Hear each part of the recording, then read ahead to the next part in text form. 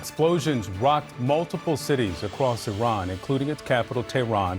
Videos from Tehran show smoke. You see it here billowing over the city. And now we're getting reports of explosions in Gulf Arab countries hosting U.S. military bases. Live look now at Abu Dhabi, where explosions were reported, in addition to Bahrain and Qatar. A video now of an explosion in Bahrain. Officials say a missile hit the service center of the U.S. Navy's Fifth Fleet in the country. These strikes happened barely a day after the latest round of indirect nuclear talks between Iran and the U.S. And sources tell CNN the U.S. military is planning for these attacks to last for days. Israel said the same, and both President Donald Trump and Israeli Prime Minister Benjamin Netanyahu are now calling for regime change. To the great, proud people of Iran, I say tonight that the hour of your freedom is at hand. Stay sheltered. Don't leave your home. It's very dangerous outside. Bombs will be dropping everywhere. When we are finished, take over your government. It will be yours to take.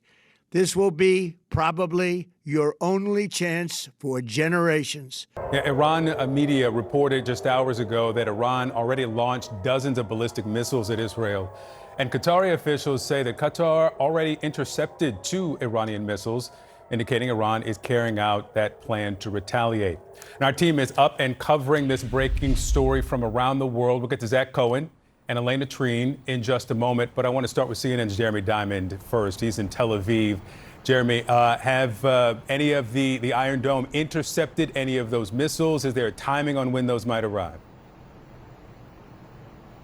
Well, we certainly know that Iran has already fired a barrage of ballistic missiles at Israel. We had sirens going off not only here in Tel Aviv, but also in Jerusalem, in northern Israel, in southern Israel, pretty much Israelis everywhere across the country, millions heading to bomb shelters as those ballistic missiles came in. It does appear that there were several intercepts. We have not yet gotten reports of any actual impacts as a result of those ballistic missiles. But all of this kicked off this morning around 8:15 a.m. local time. Israelis were woken to the sound of sirens, not announcing incoming missiles, but rather alerting Israelis to this new state of emergency that is in place as Israel announced that it had struck targets in Iran. We then quickly learned that it was not just Israel, but that these are joint strikes carried out by the United States and the Israeli militaries, targeting a range of targets inside of Iran. I'm told that there were dozens of targets that were struck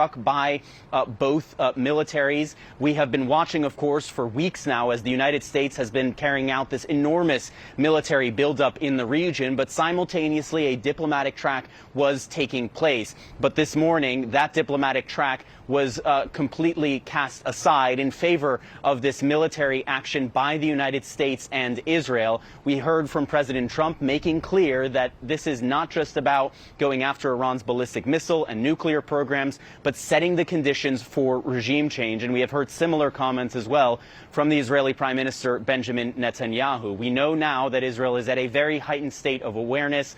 Most Israelis are either in their bomb shelters or very close by, awaiting the ramifications of this, as we are already watching Iran launch missiles not only here, but at other sites across the Middle East. Victor? Jeremy Diamond for us there in Tel Aviv. We will get back to you in just a few moments.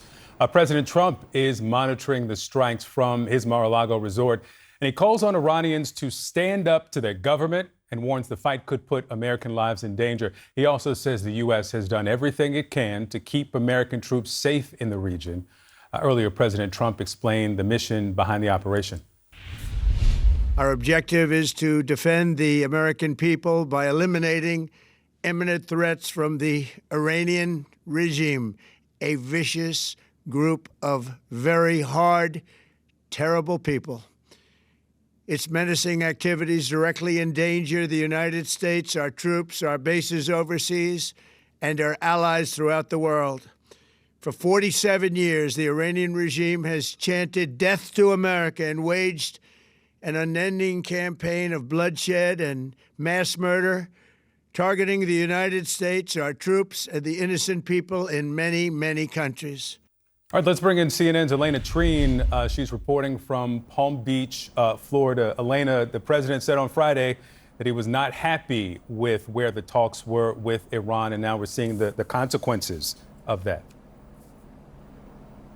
Absolutely, and I think you're right to point out that the context of all of this is incredibly important. We had been hearing of Victor in recent days, really in the lead up until these strikes this morning, the president saying that he wanted diplomacy. He was hoping a deal could be reached. And from all the conversations I had with people at the White House, that was sincere. But of course, at the same time, you saw the Trump administration and the president directly order the most massive military buildup in the region since essentially the 2003 war with Iraq. And so that leverage was there. And I think a lot of people were waiting to see whether the president would move on that. And of course, he did. I also found it very remarkable just to see the president in that video statement giving it and releasing it on social media, having that be the way that he delivered it. But look, there's a couple things I took away, Victor, from those remarks from the president. One is that he said that this is going to be a massive and ongoing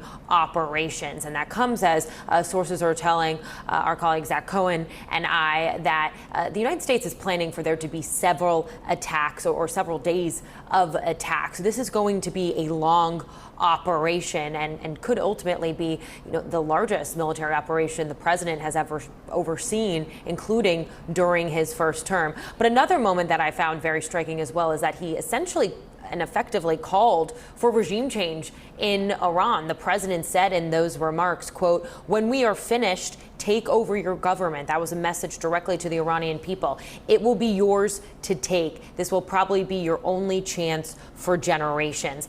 That is a huge statement, particularly as really over the past year or so, ever since the president went into office for his second term, all of his top advisors were trying not to say that directly. And even though the president didn't say it directly, he came as close as he ever really has to acknowledging that one of the goals in this larger operation is to potentially see if the Iranian people can use this weakened state that the regime now finds itself in to kind of overthrow and push against the government there. So that was a remarkable thing as well. I also think it's worth pointing out, and you mentioned this, Victor, just how disappointed and frustrated the president seemed yesterday when talking about the negotiations that were going on just 2 days ago in Geneva between the president's top advisors, Steve Witkoff, and his son-in-law, Jared Kushner, with the Iranians and intermediaries in Switzerland, saying that they did not go far enough. And what we know that the United States wanted from Iran was to, one, be very clear that they had no goals and did not want to ever make a nuclear weapon,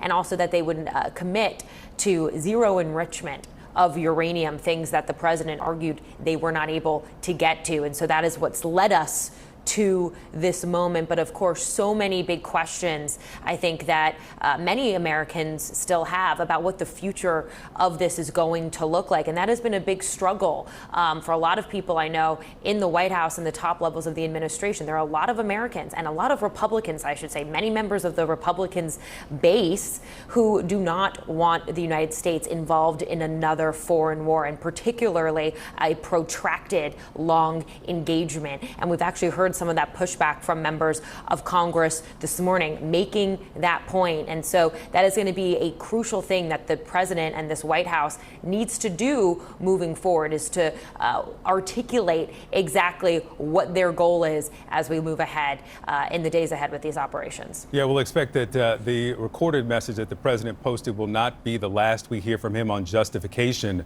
for these strikes, considering that his promise to the American people was that there would be no new wars ahead of his 2024 reelection.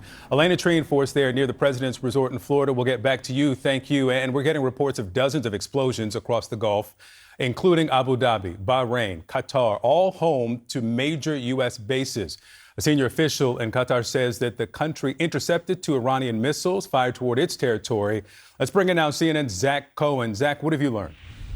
Yeah, Victor, U.S. officials really only describing the retaliatory strikes by Iran as an active situation. But as you mentioned, it does appear that multiple U.S. bases in the region have been targeted in response to this ongoing U.S.-Israeli operation targeting the Iranian government, it seems. And look, this is a risk and a potential threat that Donald Trump was well aware of before he ordered this ongoing operation targeting Iran, which he says is intended to carry out effectively regime change or to facilitate regime change. He was very concerned about the potential risk to U.S. forces in the region, and he even alluded to that in his video message, saying and acknowledging in a very frank way that this operation could result in U.S. casualties. And we've reported previously that that was a major concern of Donald Trump's top general, Chairman of the Joint Chiefs, Dan Kane, that he voiced concerns about the potential for U.S. casualties ahead of this operation. But still, obviously, that concern not outweighing what Donald Trump says that he wants to carry out here, and that is to encourage the Iranian people to rise up and take back their government. But we've also reported that there is not really a clear indication inside the U.S. government of what would come next, even if they can successfully facilitate regime change in Iran. So while we know that this operation is expected to go on for several days, or at least the Israeli and U.S. sides are both planning and preparing for that possibility, what would happen after that is very, very unclear at this stage.